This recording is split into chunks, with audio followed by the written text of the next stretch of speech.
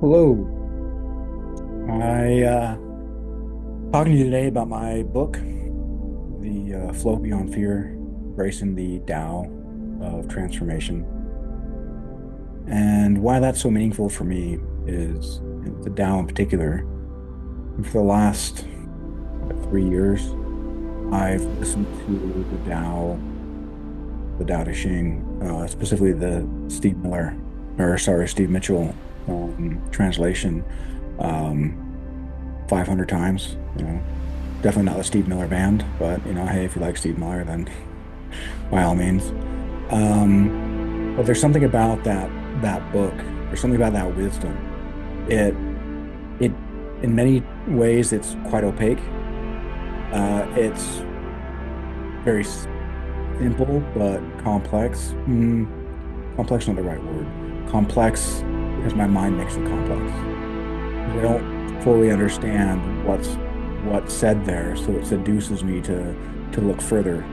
And in that seduction, I found myself impregnated with the spirit of something alive that I didn't fully understand how to conceptualize. I didn't fully understand how to or what to do with it.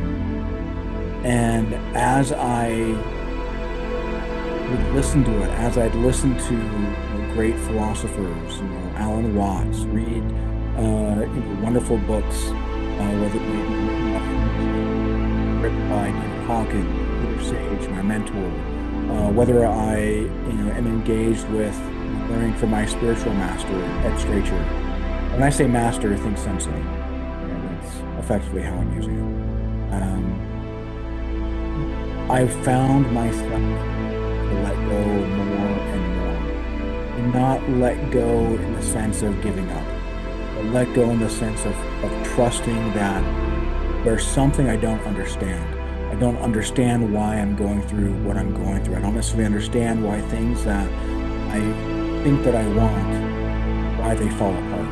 I don't understand why things I don't know that I want come together, and I find this beautiful sense of euphoria, this beautiful sense of things culminating for my benefit. And with any pregnancy, right, well, there's a gestation period, and after the gestation period, well, there's a giving birth of a sort. And I found myself writing this book, The Flow Beyond Fear, almost as if it wanted to be born. Not because it's magical, not because like it's going to change, necessarily change anyone's life, which I certainly hope it benefits those lives. It was a huge benefit for me reading it, but because it was the next logical step. There's the idea in the Tao that if you continue to sharpen your sword, it's going to dull.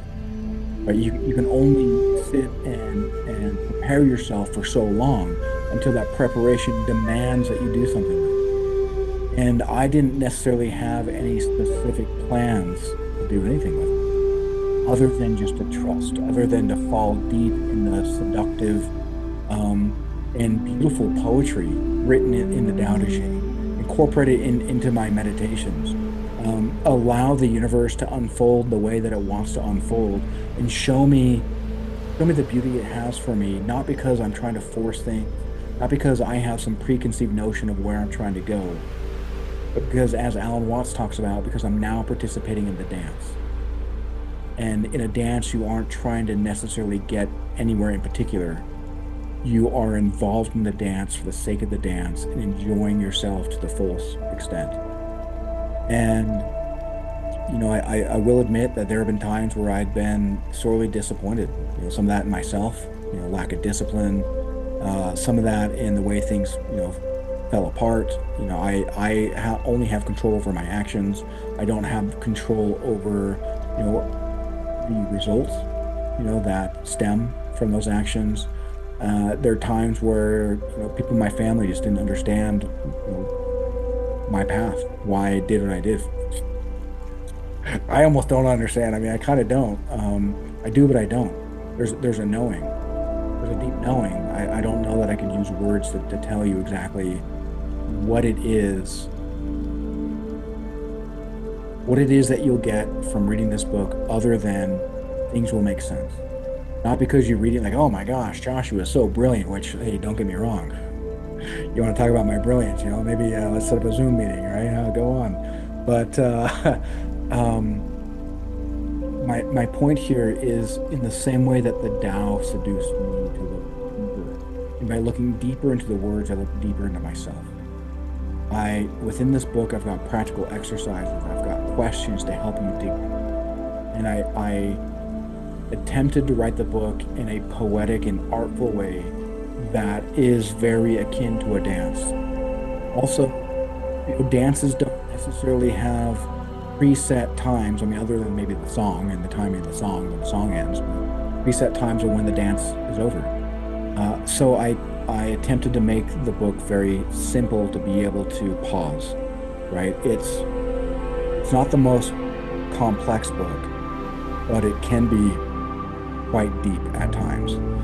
And within that depth, you may want to pause and reflect on what the hell did this guy just say? And I make it very easy to do that. I've got longer chunks. Part of that is because of the way of how I fell in love with the Tao Te Ching, and it's 81 verses, fairly small. You can stop and consider what it is that Lao Tzu was trying to get across. So, in my case, not just Lao Tzu, but the translation through Steve Bishop.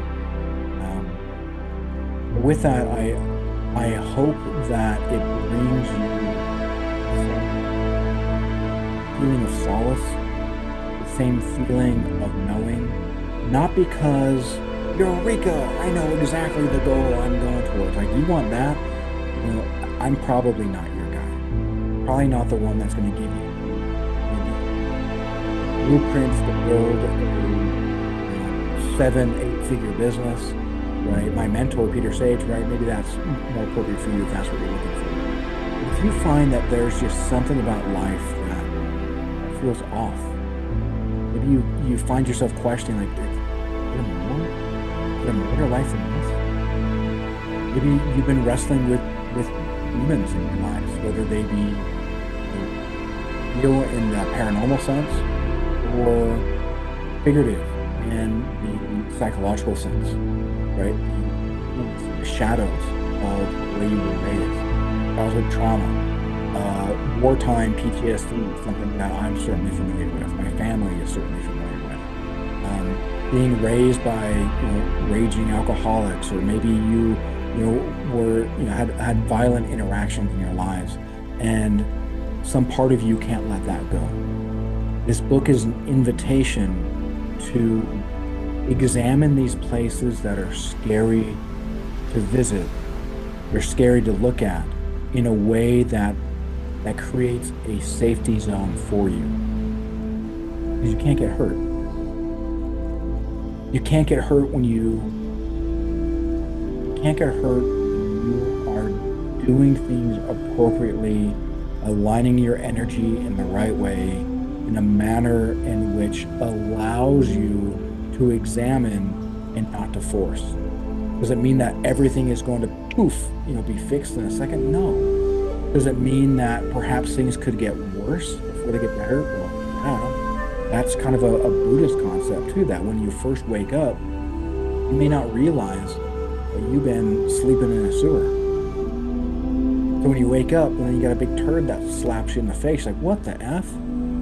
I was supposed to get better. Like, how is this getting worse? Because you need to understand what it is you're actually dealing with. That's why sometimes things get worse before they get better, because our eyes weren't really even open. But once we understand, like, hey, there's another big old turd that's about to come, well, then we can step out of the way.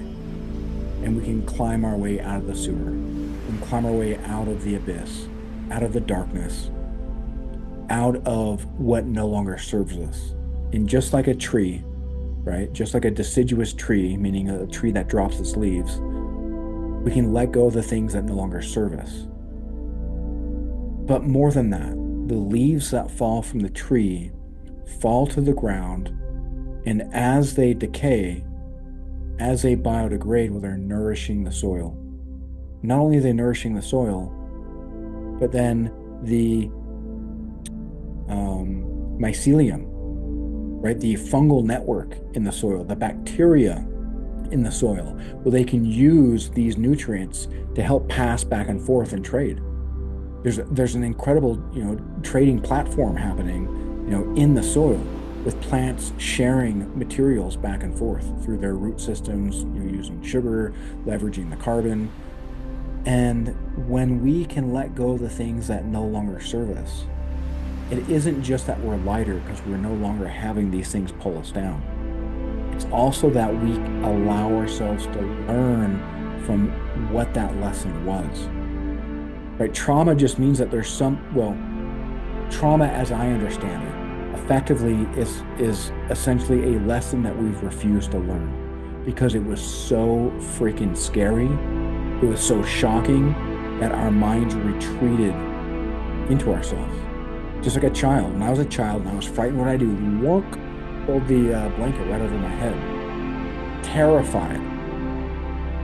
Assuming that if I can't see, well, they can't, whatever evil, whatever scary monster can't see me. But the absurdity of that, even though it's affect kind of what we all do, the absurdity of that is on its face ridiculous. But you can help that child feel safe. And you can learn from these lessons that they're not these scary monsters out to kill you. Even though it might feel that way. But that you can examine these traumas, you can examine these past actions, these things that we may have labeled as mistakes. Maybe we feel like a loser, maybe we feel like a failure. Examine these things, unpack them, let go of that which no longer serves us, nurture the soil of which our roots grow deep into. And as Carl Jung says, the lower the hell, the higher the heaven. And this book is an invitation, not just to examine how deep and low that hell was, but to nourish those roots so your branches can extend into heaven, rather than just holding yourself in a two-dimensional construct. And so I invite you to read it. I'd love for you to leave a review. I will have a link to the book. For now, it's just an ebook. While there's certainly room for the build a dream strategy, if you build it, they will come. In some respects, I'm kind of doing that. If I see that there's enough of a demand, then I will certainly push for it to be a paperback and even hardcover. Ultimately, though, this was something that, again, I gave birth to because it was a beautiful gift for myself. But as I read it, I realized this is something that could actually help other people as well. I've learned a lot of things. I'm not here to tell you how amazing I am.